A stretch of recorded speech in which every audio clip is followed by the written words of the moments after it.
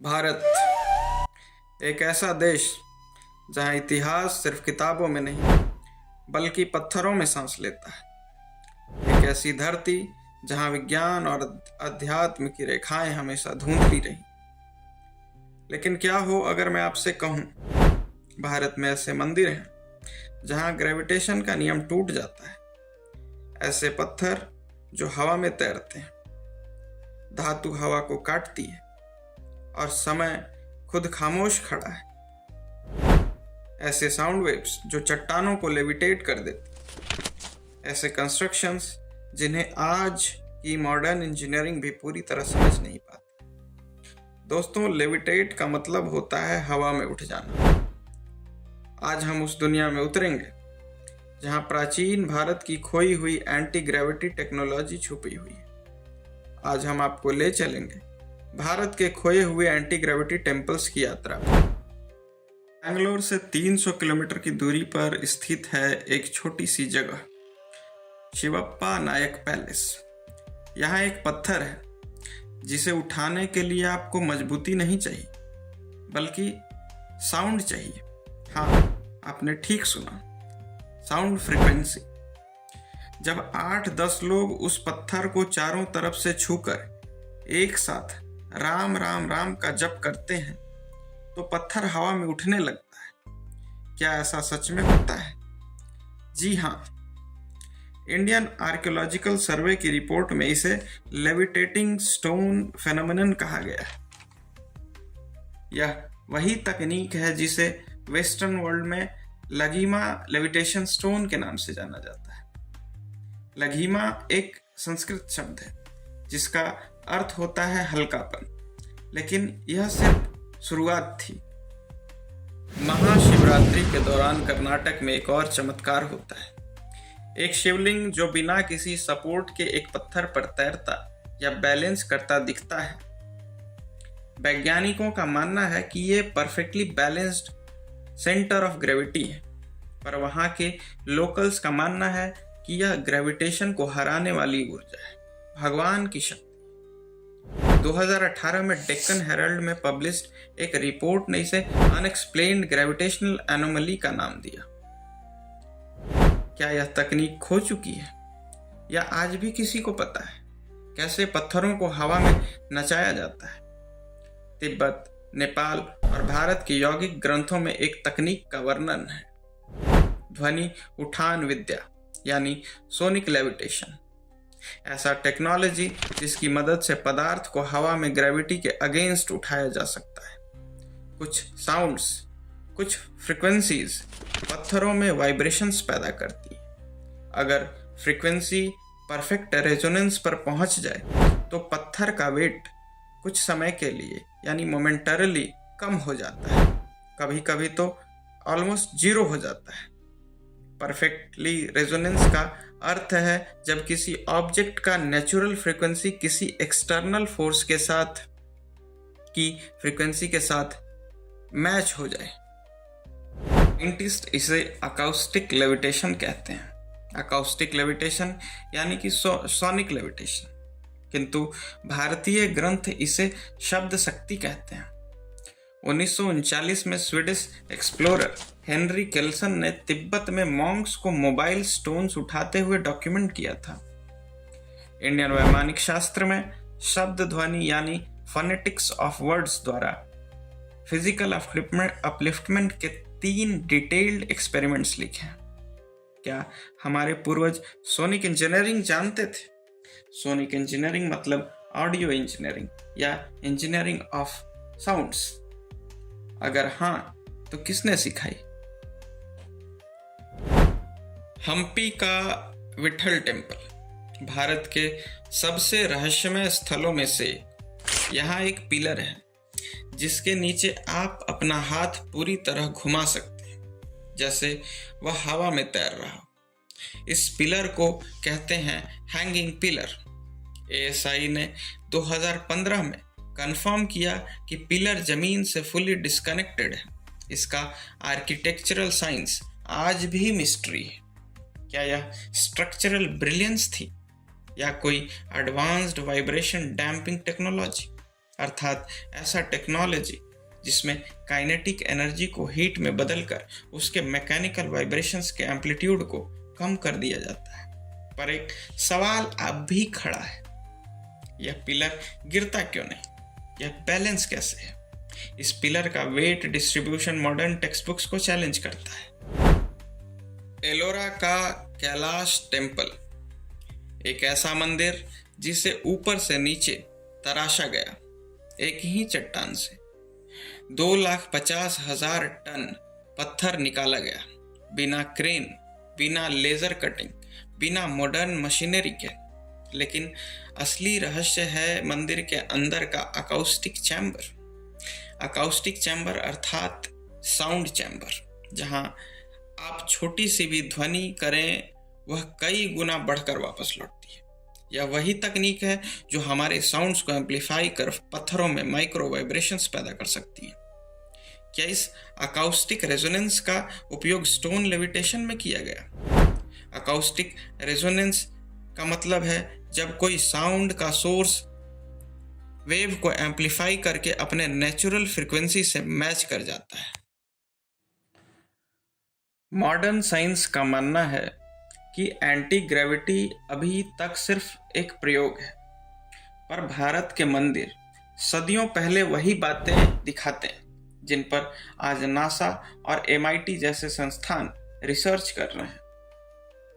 Ancient temples यानी perfect symmetry, perfect resonance, perfect geometry, जिससे 2 theories निकलती हैं। पहली तो ये कि प्राचीन लोग हाई लेवल वाइब्रेशन साइंस जानते थे। दूसरी ये कि यह सब डिवाइन आर्किटेक्चर था और मनुष्य की पहुंच से परे। सच कौन सा है आपकी अंडरस्टैंडिंग पर निर्भर है। ऋग्वेद, अथर्ववेद, अगम ग्रंथ और संहिता में भारोत्कर्ष विद्या का उल्लेख मिलता है, यानी ग्रेविटेशन को कम करने की विद्या। कई रिसर्चर्स का मानना है कि इन मंदिरों को डिजाइन करने वाले साउंड, वाइब्रेशंस, मैथमेटिक्स और एनर्जी का बहुत उन्नत ज्ञान रखते थे। शायद इसी कारण भारत के कई मंदिर भूकंप में हिलते हैं पर गिरते नहीं। क्या यह एंटी ग्रेविटी इंजीनियरिंग की एक फॉर्म है? एक शॉकिंग फैक्ट यह है कि भारत के कुछ पर्वतीय क्षेत्रों में आज भी लोग हवा में उठने वाले पत्थरों की कहानियां बताते हैं। कुछ स्थान पर मंत्रोच्चार के बीच 5 से 6 किलो के पत्थर ऊपर उछल जाते हैं। उदाहरण के लिए महाराष्ट्र का शिवपुर गांव, जहां साउंड प्रोड्यूस करने से पत्थर जमीन से ऊपर उठ जाता है। क्या यह ऊर्जा है? क्या यह रेजोनेंस है या कोई साइंस है जो हमारे ग्रंथों में छिपा है पर समय के साथ खो गया? लेपाक्षी मंदिर का रहस्य और हवा में लटका खंभा। आंध्र प्रदेश का लेपाक्षी मंदिर, यहाँ एक खंभा है जो जमीन को छूता ही नहीं। इस 20 फीट लंबे ग्रेनाइट के स्तंभ के नीचे एक सफेद कपड़ा आसानी से निकल जाता है, बिना अटके, बिना फंसे। लेकिन कैसे? ब्रिटिश इंजीनियरों ने इसे इंडियन इंजीनियरिंग का चमत्कार कहा था। उन्होंने इसे हटाने की कोशिश की और पूरा मंडप हिल गया, लेकिन खंभा नहीं गिरा। इसके संभावित एक्सप्लेनेशन ये हो सकते हैं कि इसमें 0 टिल्ट लोड डिस्ट्रीब्यूशन किया हो, इसमें ग्रेनाइट बैलेंसिंग का प्रयोग किया गया हो, इसमें काफ़ी महीन यानी कि प्रेसिजन कार्विंग की गई हो, और यह भी हो सकता है कि इसमें एंशिएंट वाइब्रेशन ऑब्जॉर्प्शन का प्रयोग किया गया हो। लेकिन असली सवाल आज भी वही है, हवा में लटका खंभा बनाया कैसे गया? कपालेश्वर मंदिर और तैरता हुआ पत्थर। कर्नाटक के कुछ पुराने शिव मंदिरों में एक अनोखी परंपरा है, तैरते हुए पत्थर। इन पत्थरों का वजन कई किलो है, फिर भी ये पानी पर आसानी से तैरते हैं। अब सवाल ये है कि क्या ये प्यूमाइस स्टोन है, जबकि भारत में तो वोल्केनिक प्यूमाइस आम नहीं है। अगर ये लाइमस्टोन पोरोसिटी के कारण है तो उसकी संरचना इतनी हल्की तो नहीं होती। और अगर ये हॉलो स्टोन इंजीनियरिंग है तो इसका कोई प्रमाण नहीं। यहाँ के पुजारी इन्हें राम सेतु के पत्थर मानते हैं। वैज्ञानिक इन्हें अननोन डेंसिटी मैट्रिक्स कहते हैं। असली सच बीच में कहीं खो जाता है। काशी का नया रहस्य, उल्टा लटका त्रिशूल। उत्तर प्रदेश के एक पुराने शिवालय में एक त्रिशूल उल्टा लटका हुआ है। सदियों से वह नीचे नहीं गिरा, न हवा न बारिश, कुछ भी इसे हिला नहीं पाता। स्थानीय किंवदंतियों में इसे काल त्रिशूल कहा जाता है। माना जाता है कि यह गुरुत्वाकर्षण को खारिज करता है। फिजिक्स का संभावित एंगल ये है कि ये perfect centre of mass alignment के कारण हो सकता है या फिर ये मैग्नेटिज्म के कारण हो सकता है। पर सवाल ये है कि मंदिर का पत्थर तो नॉन मैग्नेटिक है, तो इसमें मैग्नेटिज्म तो हो नहीं सकता। एंशियंट मेटल ट्रीटमेंट अभी भी अधूरा रहस्य है। यह उन रहस्यों में से एक है जो साइंस और श्रद्धा दोनों को चुनौती देता है। तिरुवनैकोविल, पत्थर जो हवा में टिक जाता है। तमिलनाडु का जम्बुकेश्वर मंदिर। यहाँ एक पत्थर की पट्टी दीवार से बस कुछ मिलीमीटर दूर है, ना जुड़ी हुई ना गिरी हुई, बस हवा पर टिकती हुई। इंजीनियर्स का मानना है इसमें माइक्रोन लेवल स्टोन फिटिंग की गई है। उनका यह भी मानना है कि एक्सपेंशन फोर्स लॉकिंग सिस्टम का प्रयोग हुआ है।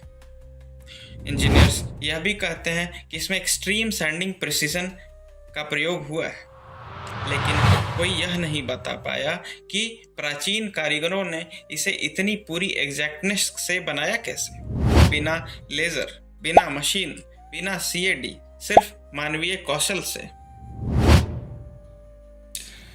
कोणार्क मंदिर, 12 टन का पत्थर हवा पर खड़ा। उड़ीसा का सूर्य मंदिर, यहाँ 12 टन का विशाल ग्रेनाइट स्लैब सिर्फ 2 पत्थरों के एज बैलेंसिंग पर खड़ा है। यह एंटी ग्रेविटी आर्किटेक्चर का एक असली उदाहरण है। इंजीनियरिंग मिस्ट्री ये है कि इसमें ना सीमेंट ना मेटल क्लैंप्स का प्रयोग हुआ है और लोड डिस्ट्रीब्यूशन 87 डिग्री एंगल पर किया गया है। इसमें एक्सट्रीम टेंसाइल कार्विंग की गई है। अगर 1 सेंटीमीटर भी गलत कटाई होती तो पूरा ढांचा गिरकर बिखर जाता, लेकिन 800 साल से खड़ा है, अडिग और अचल। सवालों का सिलसिला वहीं का वहीं है और भारत अब भी उन जवाबों को अपने पत्थरों में छुपाए बैठा है।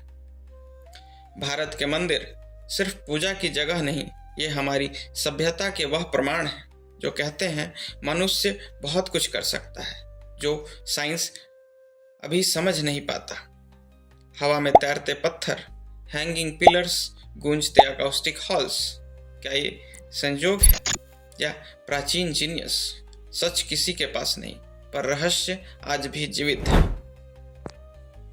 अगर आपको लगता है कि भारत के पास वाकई खोई हुई एंटी ग्रेविटी टेक्नोलॉजी थी, तो कमेंट में लिखें एंशिएंट इंडिया वाज एडवांस्ड।